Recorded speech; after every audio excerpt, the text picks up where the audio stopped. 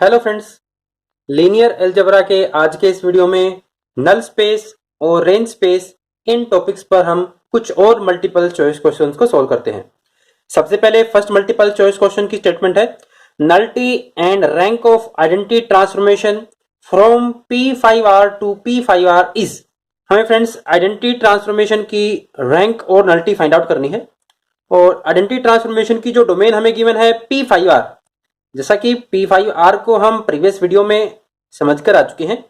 P5R vector space के अंदर वो सारी की सारी पॉलिनोमियल्स हैं जिनकी डिग्री एटमोस्ट 5 है।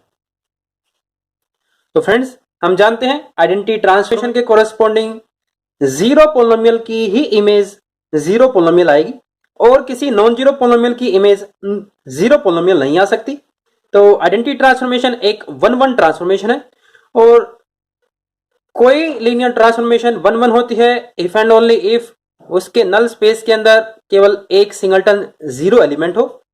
तो हम देख सकते हैं फ्रेंड्स, आइडेंटिटी ट्रांसफॉर्मेशन के नल स्पेस के अंदर एक सिंगल एलिमेंट है और इस नल स्पेस का अगर हम डायमेंशन कैलकुलेट करते हैं, डायमेंशन ऑफ एनटी, तो फ्रेंड्स वो होगा जीरो। तो P5R वेक्टर स्पेस पर जब आइडेंटिटी ट्रांसफॉर्मेशन को डिफाइन किया जाता है तो आइडेंटिटी ट्रांसफॉर्मेशन के नल स्पेस का जो डायमेंशन होता है फ्रेंड्स वो होता है जीरो।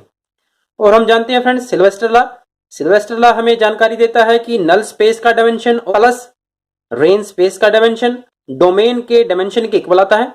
और फ्रेंड्स, यहाँ पर जो डोमेन का डायमेंशन है वो है 6, जैसा कि P5R वेक्टर स्पेस को over the field set of real number he consider किया गया है। तो जो नल्टी है इस केस में फ्रेंड्स वो है जीरो और रैंक ऑफ आइडेंटिटी ट्रांसफॉर्मेशन वो होगी फ्रेंड्स 6। तो जो करेक्ट ऑप्शन है इन सभी ऑप्शंस में से वो है ऑप्शन डी। तो आइडेंटिटी ट्रांसफॉर्मेशन के कोरेस्पॉन्डिंग इस पॉइंट ऑफ व्यू से नल्टी और रैंक टॉपिक पर मल्टीपल चॉइस क्वेश्चन पूछा जा सकता है। हमें वेक्टर स्पेस के डायमेंशंस की जानकारी होनी चाहिए। नेक्स्ट मल्टीपल चॉइस क्वेश्चन को सोल्व करते हैं। इस मल्टीपल चॉइस क्वेश्चन में जीरो ट्रांसफॉर्मेशन की नल्टी और रैंक हमें फाइंड आउट करनी है। जैसा कि फ्रेंड्स, जीरो ट्रांसफॉर्मेशन डोमेन के हर वेक्टर को जीरो वेक्टर पर ही मैप करेगी। तो जीरो ट्रांसफॉर्मेशन हर वेक्टर की जो इमेज हमें प्रोवाइड करेगी फ्रेंड्स वो जीरो वेक्टर ही होगा।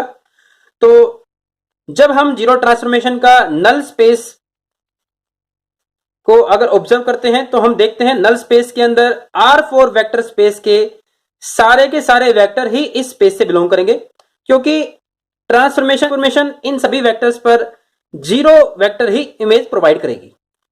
तो जीरो ट्रांसफॉर्मेशन का जो नल स्पेस है वो फ्रेंड्स डोमेन जो वेक्टर स्पेस है उसके इक्वल ही होगा और यहां पर डोमेन जो वेक्टर स्पेस है वो फ्रेंड्स वो है R4 वेक्टर स्पेस। तो R4 वेक्टर स्पेस का डायमेंशन और R होगा 4। तो नल स्पेस का जो डायमेंशन है जिसे हम नल्टी बोलते हैं, नल्टी जीरो ट्रांसफॉर्मेशन के केस में और इस पर्टिकुलर मल्टीपल चॉइस क्वेश्चन में नल्टी होगी फ्रेंड्स 4 के इक्वल। और सिल्वेस्टर लॉ की हेल्प से nullity plus rank T equal होना चाहिए 4 के इक्वल। तो यहां पर जब नल्टी 4 के इक्वल हो चुकी है तो फ्रेंड्स जो रैंक होगी जीरो। तो जीरो ट्रांसफॉर्मेशन की नल्टी और रैंक होगी फ्रेंड्स 4-0, ऑप्शन ए। तो जीरो ट्रांसफॉर्मेशन के कोरेस्पॉन्डिंग इस पॉइंट ऑफ व्यू से मल्टीपल चॉइस क्वेश्चन पूछा जा सकता है। नेक्स्ट जो इंपॉर्टेंट मल्टीपल चॉइस क्वेश्चन है वो काफी इंपॉर्टेंट है। हमें टी कोई लीनियर ट्रांसफॉर्मेशन गिवन है जिसकी डोमेन है R square vector space over the field of real number और कोडोमेन है R cube vector space.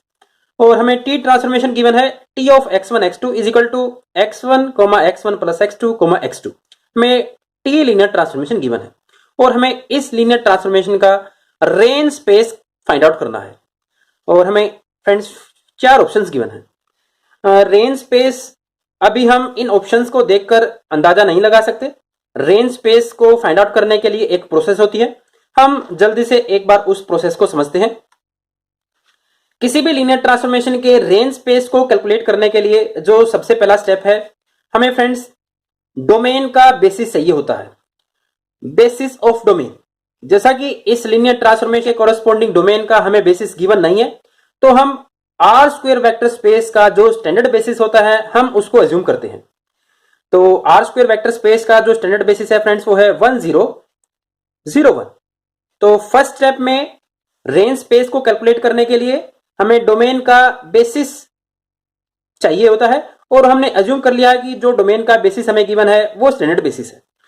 Second step में हम इस डोमेन के बेसिस की टी लीनियर ट्रांसफॉर्मेशन के कोरस्पोंडिंग इमेज कैलकुलेट करते हैं।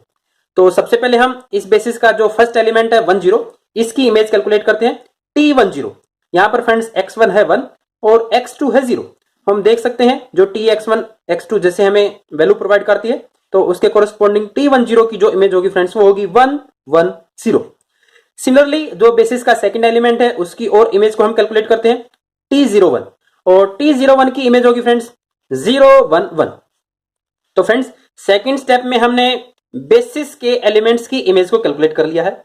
अब थर्ड स्टेप में जो हमें बेसिस के एलिमेंट्स की इमेज ऑब्टेन हुई है उन सभी को हम एक सेट में लिखते हैं। तो जो सेट बनेगा फ्रेंड्स वो बनेगा 1 1 0 0 1 1। तो ये बेसिस की एलिमेंट्स की इमेज का सेट है। यही सेट फ्रेंड्स पूरे के पूरे आरटी स्पेस को जनरेट करेगा। तो हम देख सकते हैं हम एक ऐसे सबसेट को जानते हैं जो पूरे के पूरे रेंज स्पेस को जनरेट करता है, लेकिन हमें तो इस मल्टीपल चॉइस क्वेश्चन में रेंज स्पेस फाइंड आउट करना है। तो जो फोर्थ स्टेप होता है फ्रेंड्स, हमें जो ये जनरेटिंग सेट ऑब्टेन हुआ है रेंज स्पेस का, हमें इस जनरेटिंग सेट में से बेसिस को फाइंड आउट करना है। और बेसिस को फाइंड आउट करने का जो तरीका बिल्कुल आसान है, हम प्रीवियस वीडियोस में डिस्कस करके आ चुके हैं। हमें एक जनरेटिंग सेट गिवन है, जनरेटिंग सेट से बेसिस को फाइंड आउट करने के लिए हम इस सेट से उन सभी एलिमेंट्स को हम हटा देते हैं जो इस सेट को एलडी बनाते हैं। तो हमें इस सेट को यही चेक करना है कि क्या ये सेट एलडी है या एलआई है। और एलडी एलआई सेट चेक करने के लिए हम फोर्थ स्टेप में इन वेक्टर्स को कॉलम्स में लिखते हैं। कॉलम्स में लिखेंगे 1 1 0 0 1 1। तो हमें फ्रेंड्स 3 क्रॉस 2 की एक मैट्रिक्स ऑब्टेन होती है। तो जैसा कि हम इस फोर्थ स्टेप में चेक कर रहे हैं जो हमें एलिमेंट्स ऑब्टेन हुए हैं वो क्या सारे के सारे एलआई हैं। अगर एलआई नहीं है तो जो वेक्टर्स इस सेट को एलडी बना रहे हैं हमें उन वेक्टर्स को इस सेट से एलिमिनेट करना है। तो इस सेट को एलआई सेट चेक करने के लिए हमें इन्हें कॉलम फॉर्म में लिख लिया है। तो हम इस मैट्रिक्स को अब ऑब्जर्व करते हैं। इस मैट्रिक्स की जो रैंक है फ्रेंड्स वो 2 ही है। जैसा कि हम देख सकते हैं जब इस मैट्रिक्स को रो एक्लन फॉर्म में रिड्यूस किया जाएगा तो सेकंड रो में से हम फर्स्ट रो को सेपरेट करते हैं। First row as it is 0 1 और 0 last row as it is. और फर्दर हम थर्ड रो के कोरस्पोंडिंग रो ऑपरेशन अप्लाई करते हैं 1 0 0 1 0 0, जैसा कि थर्ड रो से हमने सेकंड रो को सेपरेट किया। तो इस मैट्रिक्स की रैंक 2 है और इस मैट्रिक्स के अंदर नंबर ऑफ कॉलम्स भी 2 थे। तो इस बात का मतलब है इस मैट्रिक्स की रैंक नंबर ऑफ कॉलम्स के इक्वल है। तो जो हमें सेट चेक करना था वो सेट एक एलआई सेट है। तो फ्रेंड्स अगर ये सेट एलआई सेट है तो रेंज स्पेस का यही सेट बेसिस है। तो फ्रेंड्स हमें रेंज स्पेस का बेसिस सेट ऑब्टेन हो चुका है। जैसा कि हमें इस मल्टीपल चॉइस क्वेश्चन में फाइंड आउट करना था कि रेंज स्पेस होगा किसके इक्वल, तो अब हम चेक करते हैं कि कौन सा ऑप्शन इस पॉइंट को जस्टिफाई करता है कि 1 1 0 और 0 1 1 दोनों एलिमेंट्स उस सेट से बिलोंग करेंगे। जैसा कि फर्स्ट ऑप्शन है, यहां पर वो सारे के सारे 3 टपल्स हैं जिनका फर्स्ट कंपोनेंट और सेकंड कंपोनेंट इक्वल है, लेकिन ये एलिमेंट्स तो रेंज स्पेस के बेसिस के एलिमेंट है तो ये रेंज स्पेस के अंदर तो होना ही चाहिए। तो यहां पर 1 1 फर्स्ट कंपोनेंट सेकंड कंपोनेंट के बराबर है, लेकिन ये एलिमेंट भी रेंज स्पेस के अंदर होना चाहिए फ्रेंड्स। लेकिन यहां पर जो फर्स्ट कंपोनेंट है वो 0 है, सेकंड कंपोनेंट 1 है, तो ये एलिमेंट इस कंडीशन को सेटिस्फाई नहीं करता। तो इस बात का मतलब ऑप्शन ए रेंज स्पेस के इक्वल नहीं हो सकता। सिमिलरली हम सेकंड ऑप्शन को चेक करते हैं। यहां पर वो सारे के सारे 3 टपल्स हैं जिनका फर्स्ट कंपोनेंट और थर्ड कंपोनेंट इक्वल हो। तो हम देख सकते हैं जो फर्स्ट एलिमेंट है जो कि रेंज स्पेस का बेसिस का एलिमेंट है तो ये तो रेंज स्पेस के अंदर होगा ही, लेकिन ये एलिमेंट इस कंडीशन को सेटिस्फाई नहीं करता। तो बी ऑप्शन भी रेंज स्पेस इक्वल नहीं होगा।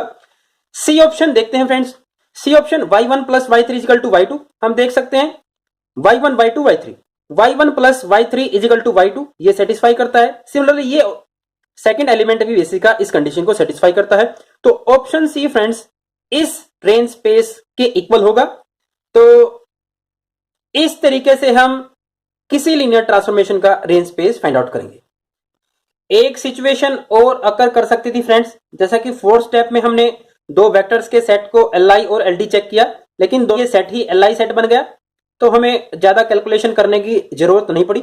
लेकिन अगर थर्ड स्टेप में हमारे पास 4 वेक्टर होते v1 v2 v3 v4 और इन वेक्टर्स को जब हम कॉलम्स में लिखते V1, V2, V3, V4 और इस मैट्रिक्स को जब हम रो एक्लन फॉर्म में रिड्यूस करते और इस मैट्रिक्स की रैंक अगर 3 आ जाती तो हमें इन वेक्टर्स में से किस वेक्टर को एलिमिनेट करना होगा, हमें इस बात की भी जानकारी होनी चाहिए। हमें फ्रेंड्स जैसे ही इन वेक्टर्स के कोरस्पॉन्डिंग मैट्रिक्स को रो एक्लन फॉर्म में रिड्यूस करेंगे तो रो एक्लन फॉर्म में रिड्यूस करने के बाद जिस कॉलम में पिवोट एलिमेंट नहीं होगा, जिस कॉलम में पिवोट एलिमेंट नहीं होगा तो उस कॉलम को हम छोड़ देंगे। जैसा कि अगर V3 कॉलम के अंदर पिवोट एलिमेंट नहीं आता है तो हम V3 वेक्टर को छोड़ देंगे। केवल 3 वेक्टर ही रेंज स्पेस के बेसिस के एलिमेंट होंगे V1, V2, V4 और फिर से हम इन V1, V2, V4 की हेल्प से ऑप्शंस को चेक करेंगे। तो ये तरीका है जब जो रैंक है मैट्रिक्स की वो नंबर ऑफ कॉलम से कम आ जाए। तो रेंज स्पेस को फाइंड आउट करने का हमने पूरा का पूरा प्रोसीजर समझ लिया है। आप रेंज स्पेस के कोरस्पॉन्डिंग कुछ और क्वेश्चंस खुद से ट्राई कर सकते हैं।